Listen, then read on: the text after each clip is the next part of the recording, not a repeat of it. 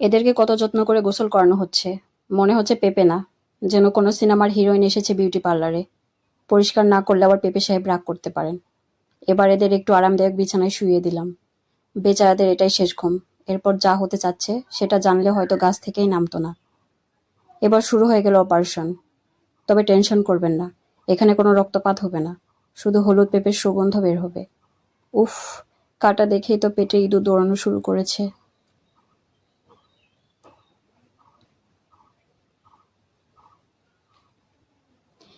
এদের পৃথিবী থেকে চিরবিদায়ের জন্য শেষ গোসল করানো হচ্ছে। আর এক্ষুনি তো চলে আসবে সেই বিশেষ ঐতিহাসিক মুহূর্ত। বড়ি দিয়ে কচকচ করে কেটে লবণ মরিচ আর কাসুন্দি দিয়ে এদেরকে মাখানো হবে। তখন ডিকশনারিতে শুধু সুস্বাদু শব্দের মানেই খুঁজে পাবেন। জাস্ট একটা কামড় আর দুনিয়া থেকে সব টেনশন গায়েব। ব্যাস, তৈরি হয়ে যাচ্ছে আমাদের বিশ্ববিখ্যাত পেঁপে মাখা। যারা যারা ভিডিওটা দেখছেন তারা শুধু দেখেই যান, খাওয়ার সৌভাগ্য কিন্তু শুধু আমারই হচ্ছে। টাটা।